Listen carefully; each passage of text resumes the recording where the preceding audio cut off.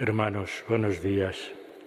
Sed bienvenidos a la celebración de la Eucaristía de este martes de la 23ª semana del tiempo ordinario. Pero hoy vamos a celebrar una vez más, dentro de las muchas fiestas que a lo largo del año dedicamos a nuestra Madre, la Virgen María. La semana pasada, por ejemplo, celebrábamos la Natividad de la Virgen. Y hoy la liturgia nos pone para que celebremos el dulce nombre de María. Qué bonito ese dulce nombre, porque el decir María es decir madre, es decir humildad, es decir fidelidad.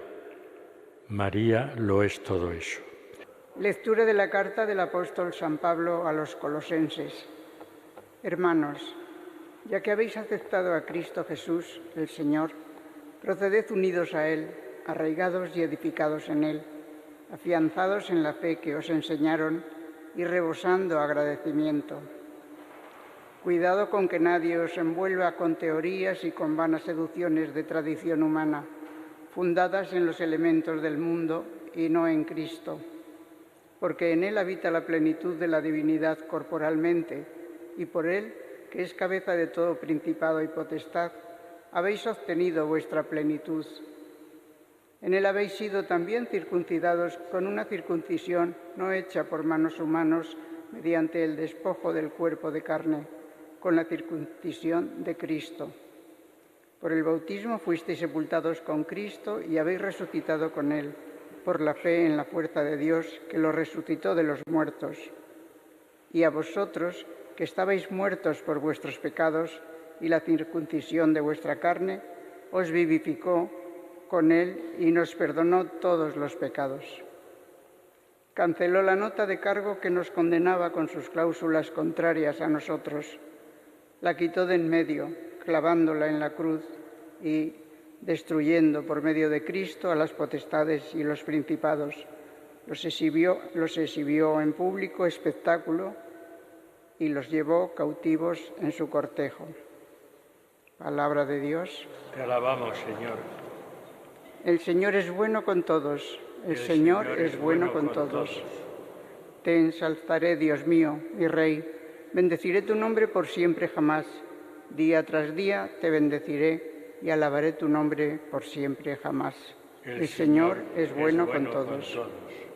El Señor es clemente y misericordioso, lento a la cólera y rico en piedad. El Señor es bueno con todos, es cariñoso con todas sus criaturas. El Señor es bueno con todos. Que todas tus criaturas te den gracias, Señor, que te bendigan tus fieles, que proclamen la gloria de tu reinado, que hablen de tus hazañas. El Señor es bueno con todos. Aleluya, aleluya, aleluya. Yo os he elegido del mundo, dice el Señor, para que vayáis y deis fruto, y vuestro fruto permanezca. Aleluya, aleluya, aleluya.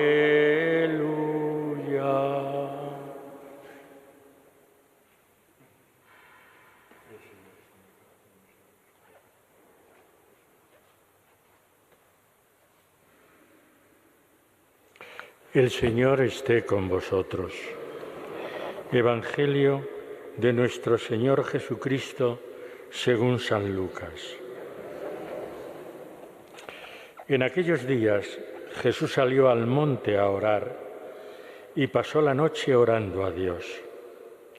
Cuando se hizo de día, llamó a sus discípulos, escogió de entre ellos a 12, a los que también nombró apóstoles.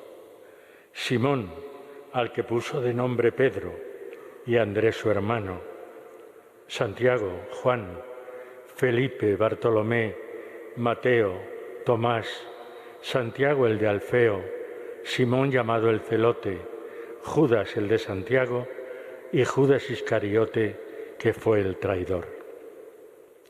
Después de bajar con ellos, se paró en una llanura con un grupo grande de discípulos y una gran muchedumbre del pueblo, procedente de toda Judea, de Jerusalén y de la costa de Tiro y de Sidón.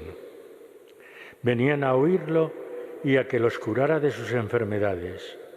Los atormentados por espíritus inmundos quedaban curados y toda la gente trataba de tocarlo, porque salía de él una fuerza que los curaba a todos. Palabra del Señor. Sentaos un momento. Estamos leyendo como primera lectura estos días la carta de Pablo a los colosenses. Probablemente él no fundó esta comunidad cristiana. Él mismo, al principio de la lectura de hoy, nos dice que estáis afianzados en la fe que os enseñaron, no que yo os enseñé, sino que os enseñaron. Parece que fue un discípulo del propio Pablo el que llegó hasta Colosas y allí, entre helenistas griegos y judíos, fundó esta comunidad. Pero esta comunidad a veces se dejaba influir por, digamos, de forma sincrética, cogiendo esto de esta religión, aquello de otra religión, como cogiendo distintas cosas de las distintas religiones.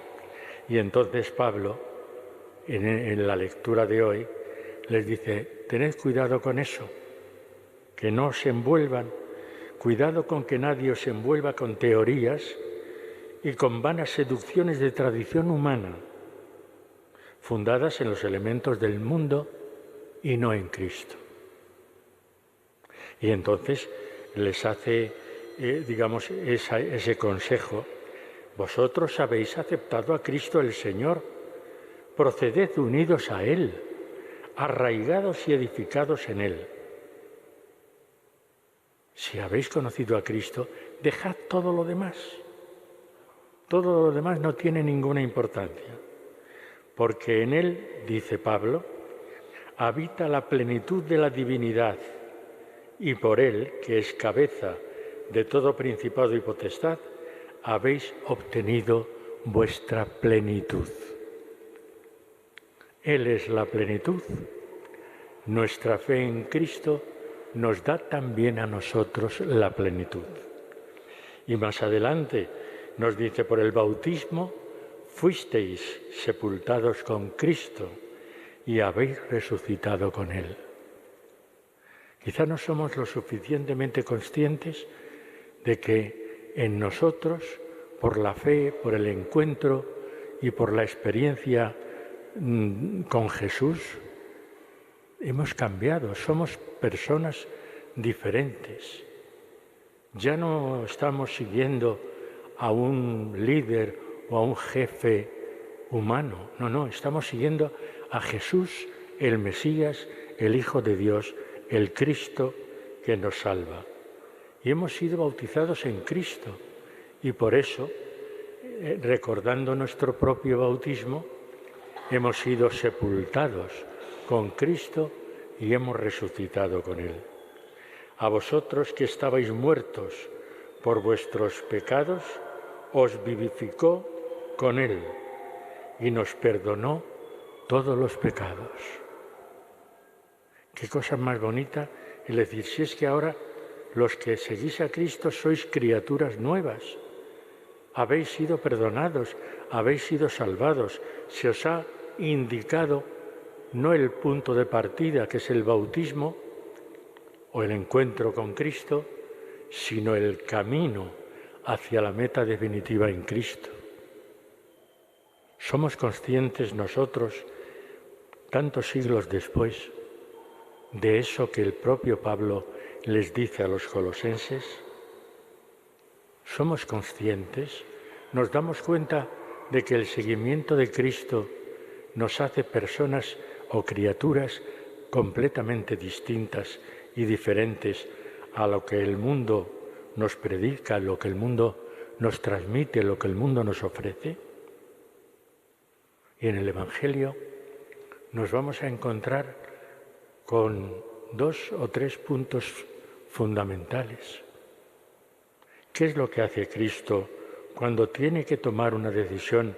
Estamos en el principio del Evangelio de San Lucas, en el capítulo 6.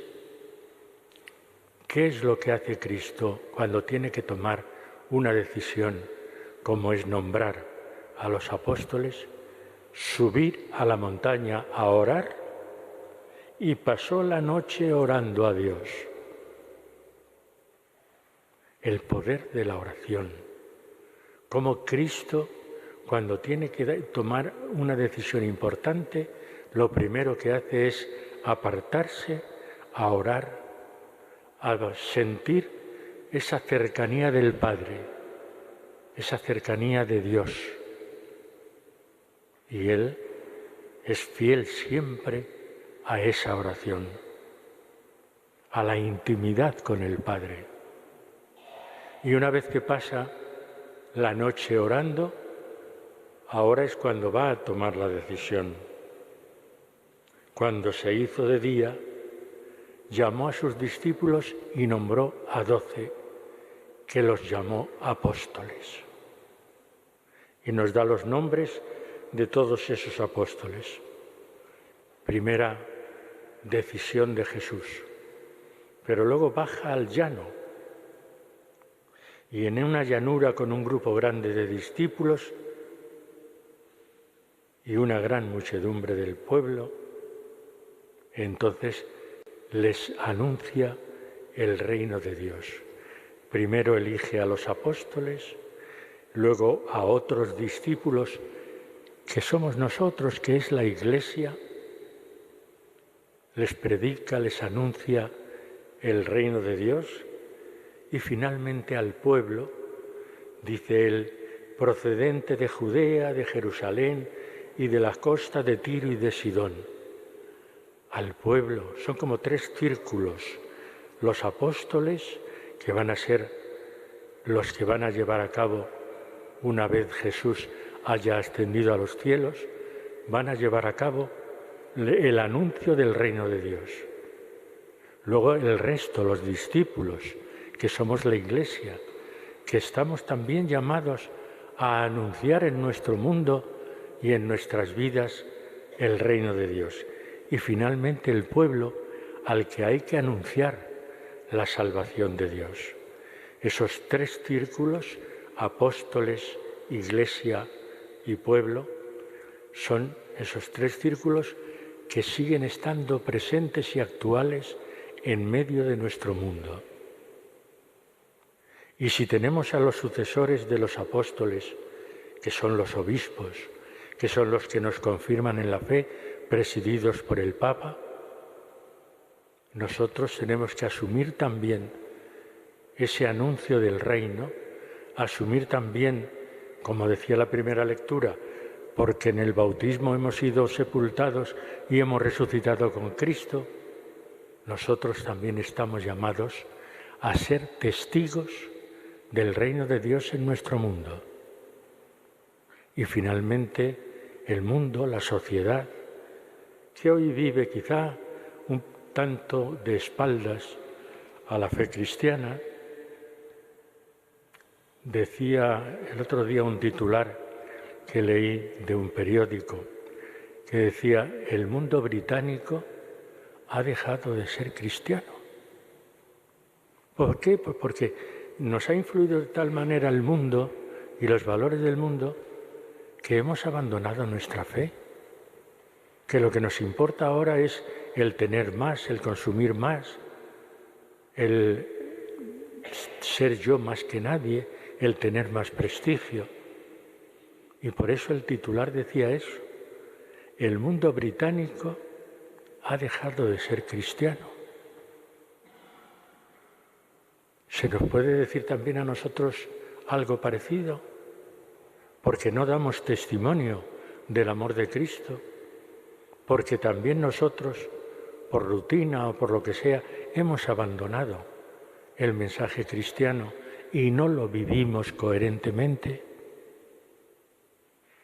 Pues que la palabra de Dios de hoy nos penetre de verdad en nuestros corazones y con la ayuda, con la intercesión de la Virgen María, que no dejó nunca de tener fe en Dios, ella que fue siempre fiel a la palabra de Dios, ella que tuvo como criterio de vida, hágase en mí según tu voluntad, pues que la tengamos como intercesora, que pidamos también a través de ella al Señor coherencia y de verdad podamos anunciar al mundo que el reino de Dios está en medio de nosotros y que Cristo es la encarnación de ese reino de Dios. Vamos a pedírselos al Señor en nuestra Eucaristía.